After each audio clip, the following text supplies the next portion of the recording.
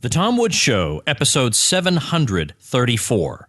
Prepare to set fire to the index card of allowable opinion. Your daily dose of liberty education starts here. The Tom Woods Show. Hey everybody, don't let yourself get kicked around in a debate. I've got a secret weapon for you, libertyclassroom.com, where you can learn real history, real economics from people like me and other folks I trust in courses you can listen to anywhere. It is the best deal in the history of the world, and because you're a listener of the show, I'll give you the secret, which is the secret coupon page, libertyclassroom.com/coupons. Hi everybody, Tom Woods here, joined by Steve Patterson today. Steve, I almost don't know how to describe to you, but he spent some time at the Foundation for Economic Education. He's a very, very smart guy overall. He has a wide range of interests like me, and he pursues those interests in his fantastic podcast that I like very much, actually. I was just listening to an episode of it the other day, as a matter of fact. It's not that old, hasn't been around that long. It's called Patterson and Pursuit. I strongly recommend it to you. Steve's website, steve-patterson.com, is linked on the show notes page, tomwoods.com/734. He writes on his About page, I am a rationalist philosopher and author working outside of academia. I'm currently traveling the world interviewing intellectuals from across the globe about big ideas. Because I don't have classes to teach, papers to grade, or academic bureaucracy to deal with, I get to spend a lot of time researching, writing articles, producing videos, books, and podcasts, all with the goal of creating the most accurate worldview. I'm not forced to specialize, which means my work covers a wide range of topics. But here's what you'll like. In my own research, I've discovered a remarkably consistent truth. Orthodox options are almost always wrong. The mainstream consensus on any given topic frequently makes foundational errors. Thus, my worldview looks radical when compared to the mainstream. But he's such a soft-spoken, wonderful guy, he gets away with it. So, Steve, welcome to the show. Thanks, Tom. It's great to be here. I've known you for a while, and I was very glad to see that you had started a podcast. And it's a great podcast. I mean, you talk about all kinds of different things with all kinds of extremely interesting people. Normally, with something like this, I say a little bit about the person's podcast or whatever the thing is, and then at the end, I say, tell us about what it is you're doing and all that. But I actually want to start this off with you talking about Patterson and Pursuit, because people are just going to love this. Sure, thanks. I could talk all day about it. But don't. Okay. My wife and I are currently traveling the world, and I am conducting interviews with intellectuals of all stripes about really big ideas that I care about. So 2-second background on me. About a decade ago, I got really interested in the world of ideas, and I went to college, and I kind of had my bubble burst where I thought I was going to learn a bunch of amazing things in college, and I realized that's actually not what college is about. And so my desire for intellectual conversation never really materialized, and I decided about 2 years ago, okay, I'm just going to go solo. I'm going to be a solo philosopher. I'm going to try to sort out how the world works by myself, forget academia. And part of that has included doing my own research, doing my own writing, but it's also starting up this podcast where I've spoken with people so far from 5 different countries about everything from political theory to epistemology and logic to religious ideas, pretty much anything I find interesting, mathematics. And so far, the conversations have been very stimulating, very, very exciting. Some of my suspicion has been confirmed that I think there's not a whole bunch of really deep critical thinking going on in academia. I've focused most of my interviews with academicians, and I've been fairly unimpressed. On the other hand, I also think there's a great area of human experience which is not satisfactorily explored, and that's what you might call the religious or the spiritual side of things that I don't have personally sorted out in my own worldview. And so I'm asking a bunch of people what their ideas on the topic are, and I've gotten some really interesting answers. So that's Patterson and Pursuit in a nutshell. Yeah, it's great. And that sums up really what I was trying to say about it, that it's not like you're just going around talking about libertarianism to a lot of people. It's a lot of different things. It's hardly libertarianism. I mean, it is, but you know, you're talking about questions like scientific materialism, and you're looking at religious questions. It's all over the place. The kinds of things you'd want to talk about when trying to figure out your own worldview. So fun. Yes, I want to say one more thing on it. This your listeners might find very interesting. I have found that in our culture, there is something like a culture of irrationalism, this idea that the world is unknowable, somehow we can't have access to objective truth, that maybe logical contradictions exist. And I've explored this a little bit. I want to know why people believe that, because I think it's fundamentally mistaken. And I've discovered just in the past year or so, I think 3 different areas where you get irrationalism from. One, interestingly enough, is mathematics, which we don't have to get into now. But also there's an idea in physics. People resort to talking about crazy things in quantum physics, and therefore the reality is unknowable. And another is religious or spiritual ideas where they think you can experience contradictions. That's another area which, if that sounds like something you can sympathize with, why is there irrationalism in the world? I think I have some pretty compelling answers on that topic. So if anybody is curious about my ideas on irrationalism, I've got a site, steve-patterson.com, and you can see if you find what I say compelling. I think I want to talk about that now. Is that okay? Yeah, certainly. I told you this was a magical mystery tour episode. You don't know what you're going to find driving through England, and apparently you find irrationalism. Well, interestingly, by the way, there is this. I know this isn't necessarily what you had in mind, but you know the whole argument about could God create a mountain so high he couldn't climb over it? Right. And people think, oh gosh, these are just such puzzles and conundrums. They're not, because the answer is no. The answer is he could not do that. Right. But that's not a limitation on the power of an omnipotent being. It's a limitation. It's like you're saying, could God make a square circle? Answer, no. Exactly. God could not make a square circle, because as soon as you say square, you're asking for one thing, but when you say circle, you're asking for something else. So you're not really asking for anything. So if you're asking for a mountain, that's one thing. But then you're suddenly asking for infinite height. I mean, we have to be so high, it would be inconceivable. I mean, these are dumb problems. And the thing is that I don't think people realize, but certainly within the Catholic tradition, overwhelmingly, I mean, with very, very few exceptions. I think, now I can't even remember the one guy I know who disagrees on this, but all through the Catholic intellectual tradition, they all would say, no, he couldn't build that mountain. And they have no problem saying that. And they don't believe that this contradicts the idea of God being all-powerful, because you have to ask him something coherent. So you say that, Tom. However, there's 2 things on that topic. Oh, wait a minute. Hold on. Are you actually going to contradict me on this? No. I'm going to agree with you, but you give too much credit to common sense. So that's my big problem. You are correct to say that packed into the concept of omnipotence is what that means is being able to do anything that can be done. Right. Now, that does not include things which cannot be done. So the reason that if God exists and he is omnipotent, then he cannot create a square circle. That's no contradiction, because a square circle cannot be created. That idea is internally incoherent. However, it is not the case that a great deal of professional academics, in fact, would agree with you on this topic about square circles. And in fact, I just had a conversation with a professor at Columbia, who was a philosopher of mathematics, who was, I would say, an irrationalist that argued that actually, yes, logical contradictions can exist. And his example was infinite sets and even square circles.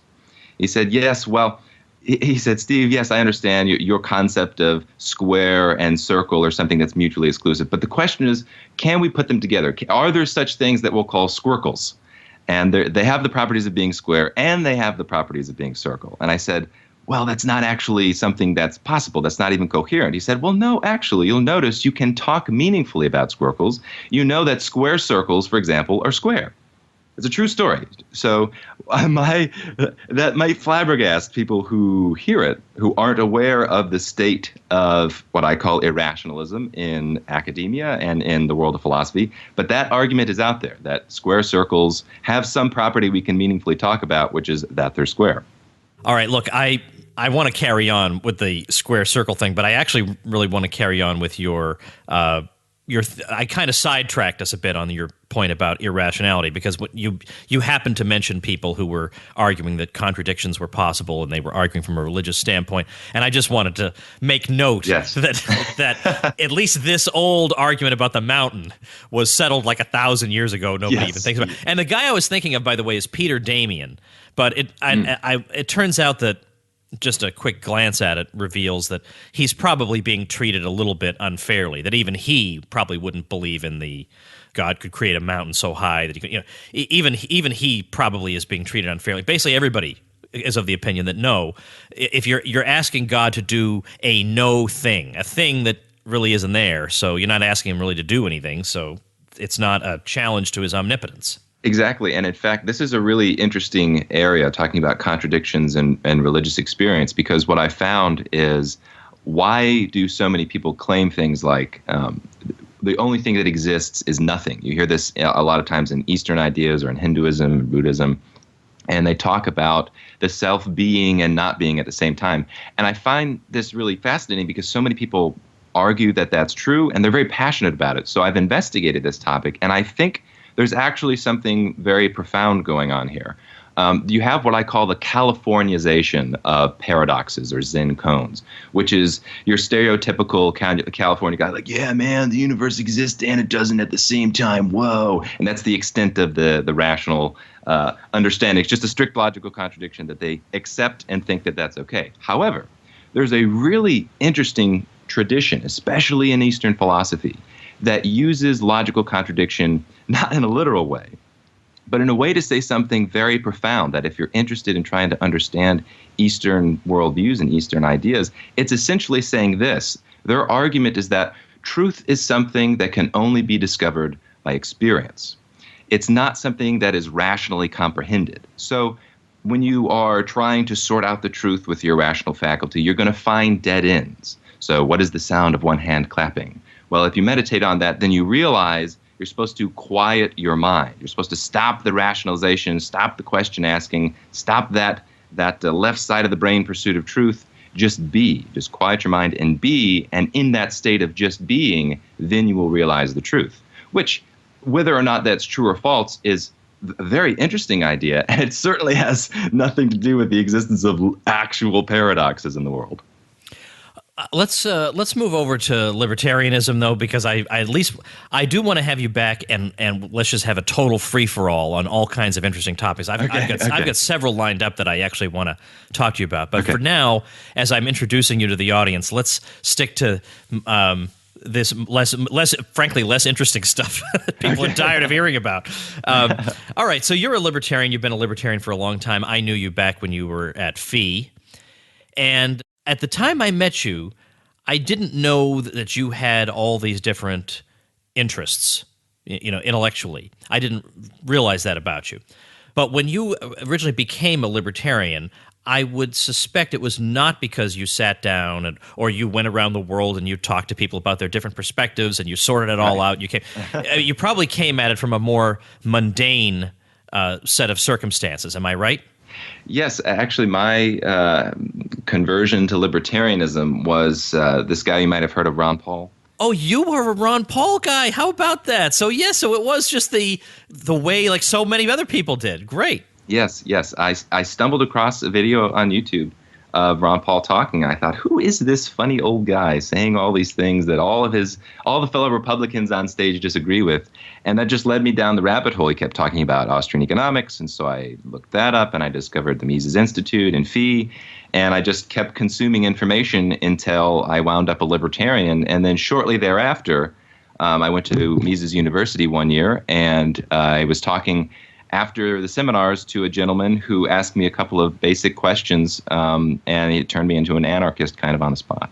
So, yeah, my pursuit is like so many other people that Ron Paul. Unfortunately, I actually got to intern with Ron Paul in his D.C. office, so I got to meet him in person, and just my perspective of Ron went up even higher. But yes, that's my own journey towards libertarianism. Since then, though, I've been very interested in philosophy, and I have found that clear thinking about philosophy will also lead you towards the direction of libertarianism. Okay, that's what I wanted to jump in with, that now that you've reached this intellectual endpoint, you've then stepped back and looked at it critically Right. and tried to see, well, suppose there hadn't been a video of Ron Paul. Right. What's another, more ethereal way I might have reached these conclusions? So talk to me about that. Now, by the way, I wonder if philosophers working in universities look upon philosophers who don't work in universities the same way university historians look upon historians working on their own, right? They despise these people. Yes. How dare they encroach upon our august profession that requires all kinds of particular training and all that. Well, I used to teach college, so I mean, I was in there for a while, but I knew there was that contempt, and I wonder, I assume you've run into the same thing with philosophy? Yeah, that would be an understatement. Tom, I'm hated.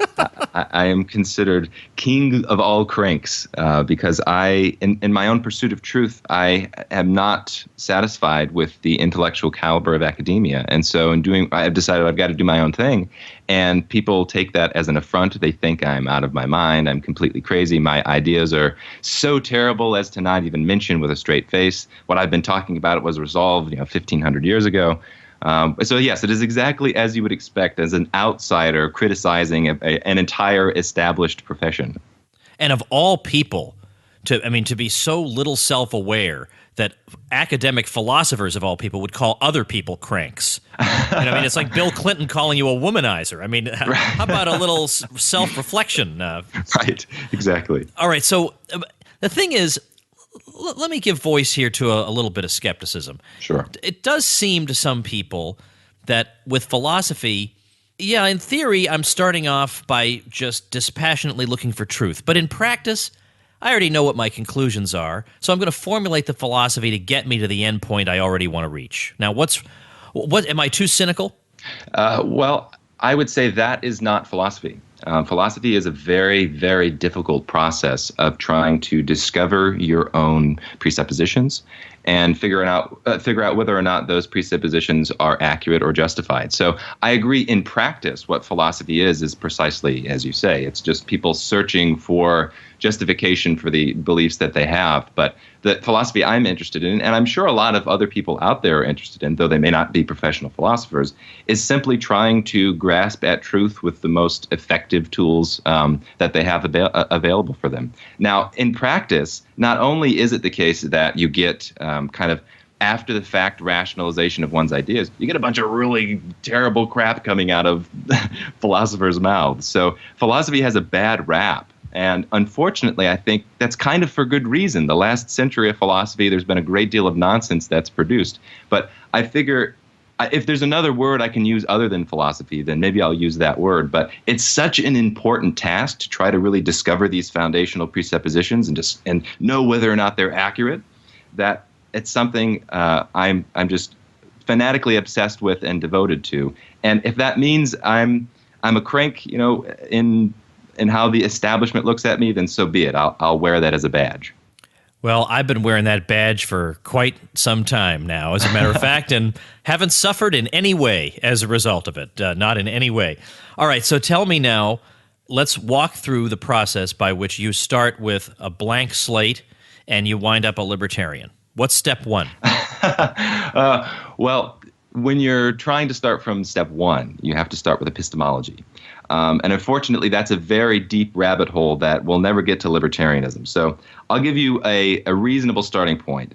And that just has to do with thinking about metaphysics. Metaphysics is the area of philosophy that deals with thinking about what types of things are out there in the world. And this is an area where if you don't actually examine your concepts, you're going to have a very confused and mistaken worldview. You're going to have errors throughout your worldview. An excellent example in political theory is talking about government. We talk about government all the time. Well, what is government? When you use that word, what is packed into the concept of government? If you think that government is some entity that's out there in the world, that's operating, it's somehow a collective that's doing things in the world, that's a mistake. That's not actually the case. That's not actually what exists in the world. All that exists in the world when we're talking about political theory is individuals. It's just individuals. Now, if that's true, then government is a word that we use to reference a particular group of individuals, that we give certain permissions to do things that we wouldn't do ourselves. So already, if you have a clear metaphysical worldview about what types of things exist in the world, what I consider that is a default anarchism. A lot of people think they have this kind of naive notion that government is out there. It's some overseeing actual entity out there, and so they develop this theory about how governments act, and it's all mistaken. It's all the only acting things in the world as we understand them are individuals, which I think is a metaphysical anarchism. So from there, if your default perspective is it's just individuals, then immediately the question arises, well, why is it then that we allow some individuals to do things that the rest of us aren't allowed to do? So governments, as we meaningfully reference them, those individuals in government can tax other individuals. What does that mean? Well, it means they can forcefully extort money from them for services that those individuals don't want provided. Well, does that seem like a good idea if all existent acting individuals are fundamentally, or let me retake that part. If all that exists are the acting individuals, then doesn't it seem at least questionable that we would say, oh, I have an idea of how society should be structured. Let's let one little group of people walk around and extort all the others against their will. So at the very least, when you think clearly about metaphysics, it at the very least makes you question some seemingly obvious things about what we've been taught about how governments should operate. But on the other hand, I could still understand the nature of the world correctly and say, I'm fearful of these individuals, and I see two possibilities here of how do I deal with my fear of them. One is that we're all on an equal playing field vis-a-vis each other, and we're all just independent actors contracting with other people, including for things like defense and security. Or I could say, look, I'm going to roll the dice and take a chance that if I let some people monopolize security, that'll be better for everybody. I mean, why couldn't I just look at it from a purely utilitarian standpoint and say, I don't really know which way is the best, but I am inclined to think, given that at least I have some experience with a bunch of people running things, that I'm going to go with the devil I know. Does that mean I'm defying philosophy? No, that's an excellent question. So what this question will help you do is orient yourself to trying to answer what you've just asked. So if our perspective is, okay, it's just individuals, and what do? Do we just contract amongst ourselves, or do we say, yes, let's have this one group of individuals that has monopoly power? Well, now we're talking about economics. So if you're taking the utilitarian calculus, now you have to dive into how does the world work in the sense of when we are engaging in private enterprise.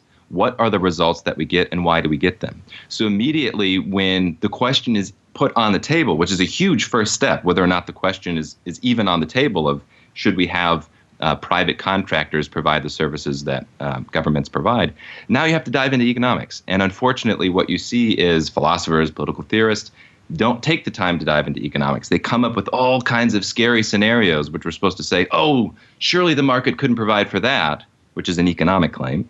And then they say, therefore, this is where you get the existence. This is the justification for the existence of government.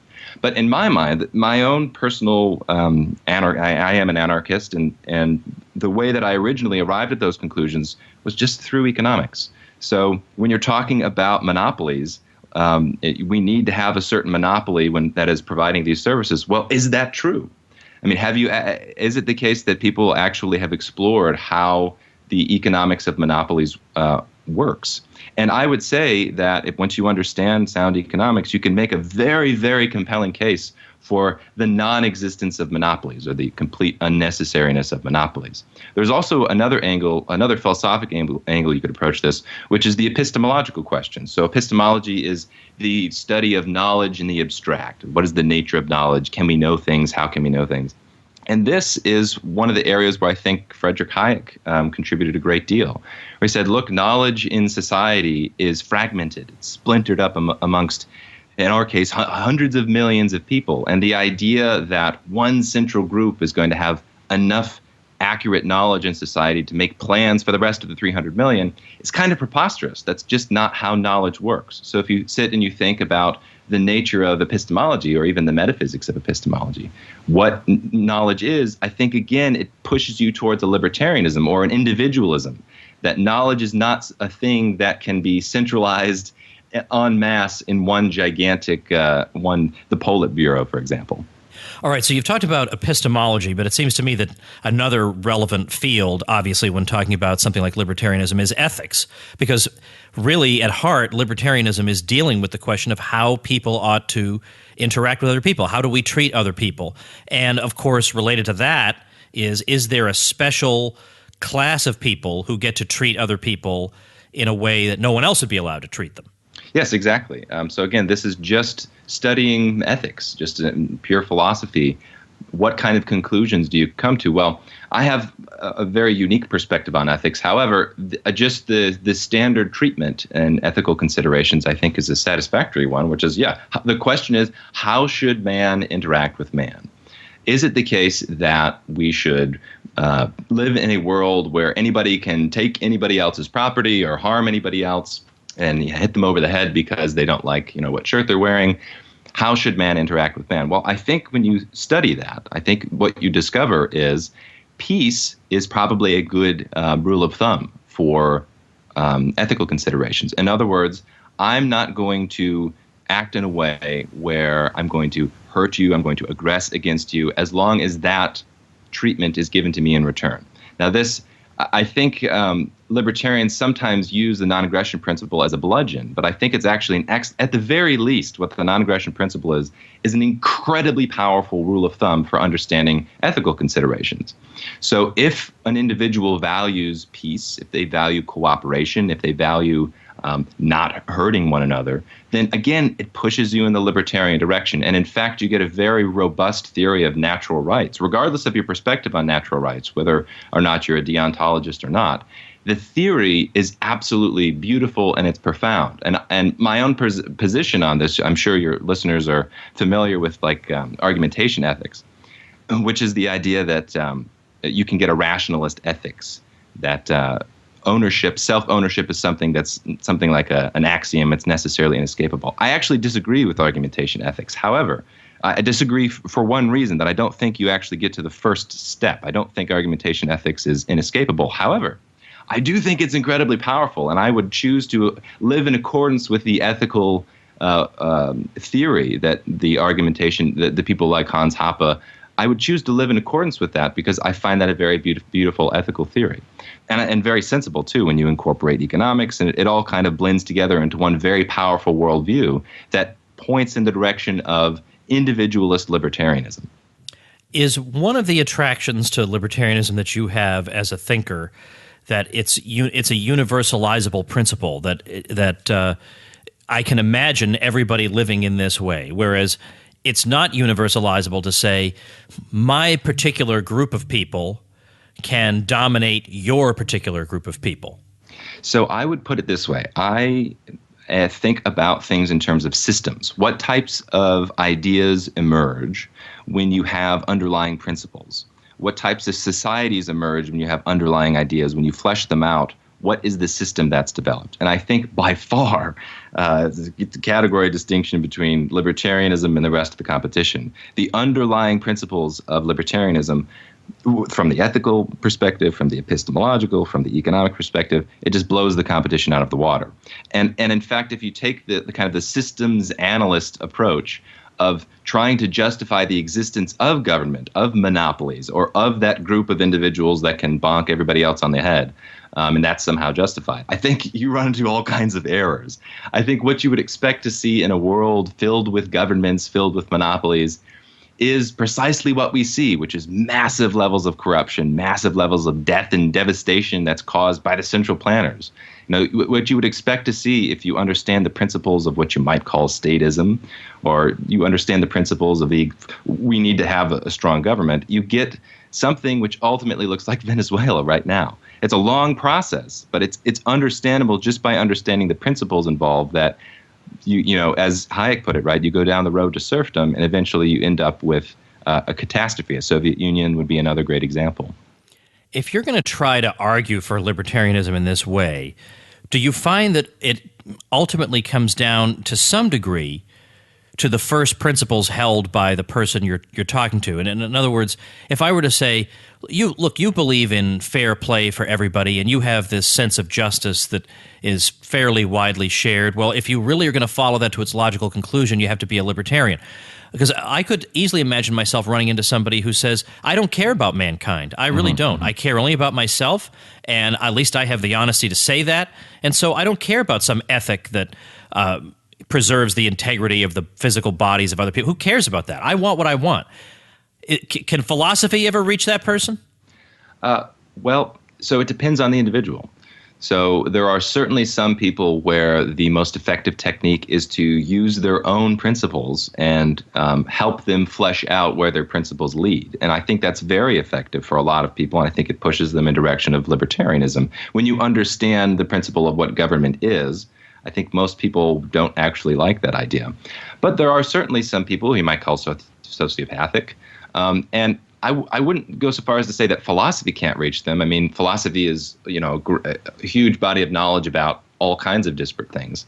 But I would say no, ethical arguments will certainly not reach people who don't have a strong sense of ethics outside themselves. So if their ethical worldview is, I'm the only thing that matters, nobody else matters, then I certainly wouldn't try to convince them by talking about the non-aggression principle. Where I would try to talk to them is about something like metaphysics. Okay, well, let's talk about things that actually exist in the world, and I don't think you'll find governments. And also the economics. So if they care about, if they only care about themselves, I think there's still an argument for anarchism or libertarianism, which is that that's the society that creates the most wealth. Now, unfortunately, you could also say to the sociopath, if all you care about is yourself and the rest of humanity be damned, well, you could actually be a totalitarian, in which case you'll live like a king and everybody else will live in poverty under you. You could also make that argument, unfortunately, but because I don't have that ethical consideration, that's not the route that I'm going to be taking. Well, how do you answer then somebody who says, I'm with you on a lot of what you say, and I very much admire your, commitment to emphasizing the individual. But look, the outcomes are just horrific. The outcomes, there's a lot of wealth, but look, there's tremendous inequality. And so I don't really care about the absolute amount of wealth. I care that some people are in grinding poverty and others are extremely wealthy. And so we can't deal in absolutes. The world is a series of shades of gray. And so there are times that we have to, the argument, we have to limit what any one individual can do. What kind of error is that person making? Well, it's not necessarily that they're making an error. What I would say is they're overlooking economics. This is why my own beliefs are so much informed by economics. How does the world actually work? So if somebody's considered about the absolute state of poverty, in the sense that we're not talking about relative inequality, we're talking about absolute poverty, then there's pretty much no question that free markets are the solution to absolute poverty or abject poverty. And if somebody doesn't think that's the case, it's just a reflection of, I think, their lack of understanding on that subject. So I would stick with economics in that circumstance. If they're talking about inequality as being a bad thing, that we have to have government to take some of the wealth from the super rich and give it to the poor so that we can levelize things, well, then that's a stickier issue. And in fact, I think a huge amount of libertarians overlook the persuasive and rhetorical power of arguing for the existence of government, for the existence of regulation, for purely equalizing results. And what I'd say is it takes a great deal of conversation to explore whether or not inequality is something that is fundamentally bad. So we think of inequality as being this self-evidently bad thing. Well, we can't have people that are in financially unequal states. But in fact, I don't think that's true. I think that inequality is something, I know this sounds crazy and I won't be able to give it its full due here, but inequality is probably a good thing, because what inequality means is that some people have, at the very least, escaped levels of poverty, right? If the default state of mankind is poverty, then that means if we have some inequality, some people are not in poverty, well, that's a good thing. So I don't think inequality by itself is anything to be concerned with. And again, what happens just for purely economic reasons is as you have capital accumulation, well, now people, rich people don't just sit on their wealth. they invest it, they create jobs for other people, they bring everybody else up with them. So if you really explore the theory of what inequality is and what happens in practice when it's in a kind of market society, I don't think it's anything to worry about. What about somebody who says your basic premise actually is fundamentally egalitarian, in that you are saying that we can't just automatically assume that a group of people, whether or not they've been elected or something, has authority to do things to other people that nobody else has the authority to do, that there's no reason to think that there's one group that is born with the power to do this to other people. So there's a kind of implicit egalitarianism there, at least functionally, yes, that we're equal in that sense. So couldn't an egalitarian say, okay, you're starting off really well, but you're just not they would say, why do you arbitrarily stop your egalitarianism there? Well, so the egalitarianism would have no connection to people's financial status. So the egalitarianism would be what is the nature of human equality? Is it something that is their comfort level, or is it something that their inherent nature, they're fundamentally equal under the law, or they're fundamentally equal in terms of they shouldn't be allowed to somehow act in ways that the rest of us can't? I think if you have a radical egalitarianism where you think all humans are equal in terms of worth, that in no way translates into the equal in terms of net worth. There's a very big difference between the two. And in fact, what I think is you might call an egalitarian principle is to say, I would love to live in a society whereby people who are the best entrepreneurs, who can best satisfy the demands of the rest of us, are financially rewarded for their competent behavior. So what that means is, yes, their bank account is going to grow, and in a sense, their net worth is not going to be equal than the rest of us. But I don't view that as anything but being egalitarian if everybody has that opportunity. All right, tell me how people can listen to Patterson and Pursuit. So I have a website, steve-patterson.com. You can see all of my writing that's there. It also has a link to my podcast, Patterson and Pursuit. For the next few weeks, maybe next couple of months, am going to be back stateside conducting interviews with people. I have some upcoming interviews at Harvard.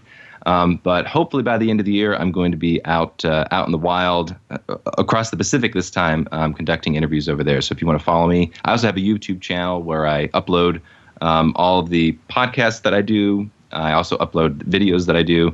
I'm just talking about philosophy. You can find all of it at steve-patterson.com. All right. Well, it's great. I like the way it's laid out, and it's right in your face and simple and basic and good. And I know people are going to like the content there as well. I mean, it's easy to listen to because you got the YouTube version staring them in the face as soon as they get there. Very well done. Well, listen, obviously there's a lot more we have to talk about, but I want to just give you a chance to just talk, to have people get to know you, to maybe whet their appetites, get them over to steve-patterson.com and follow you, and then we're going to have you back on and talk about more out there kinds of topics, and I'll really prepare, and we'll have a really juicy chit chat. So in the meantime, steve-patterson.com is where to go. I'm going to link to that, of course, at tomwoods.com/734. All right, thanks, Steve. Good luck. Thanks, Tom. All right, before I let you go, check out this site created by a Tom Woods Show listener. It's self-directedirapodcast.com. self-directedirapodcast.com. And what the idea behind this is that this is a podcast for self-directed investors. He says, our capital was acquired through our own blood, sweat, and tears, or through the toil and trouble of someone who cares for us. It's worthy of our respect, but that's just a platitude without a plan to support it. So he recommends the S3 model of investing. Simple, safe, strong. Can your investment be explained coherently to a person of average intelligence in under 30 seconds? And then safe, if your investment goes entirely wrong, what's your plan B to protect your principal? Strong, investing is about one thing, profit. With stronger returns come greater profits. And he says that in a nutshell is what Self-Directed Investor Radio is all about. That's his program. And he says each business day we publish another 7-minute episode that focuses on a specific aspect of being a self-directed investor. So check that out at selfdirectedirapodcast.com. I'm linking to that as the listener website mentioned at tomwoods.com/734. Don't forget all the goodies I give you, including free publicity, if you start a site or blog through my link. So check out my link before you get started, so to make sure you get the goodies. And that's tomwoods.com/publicity. Next week, it's juicy, man. It is juicy. That debate I was telling you about, now I'm going to tell you what it is, because we're going to have it late next week. It is, and by the way, when I say late next week, I'm talking to you on September, what is today's date here? September 9th, 2016. Next week, we're debating the subject of Israel and libertarians.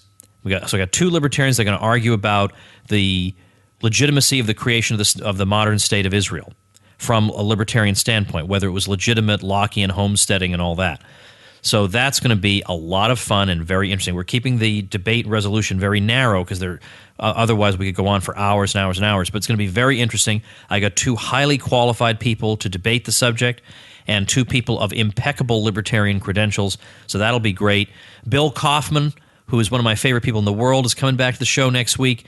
And I hope it's next week, but certainly within the next 2 weeks, David Stockman, the former director of the Office of Management and Budget under Ronald Reagan, comes back to the show as well. So a lot of great stuff coming up. Make sure you have subscribed on iTunes or Stitcher, because how sorry and sad you would be if you missed any of these precious gems. Thanks for listening. Become a smarter libertarian in just 30 minutes a day. Visit tomwoods.com to subscribe to the show for free, and we'll see you next time.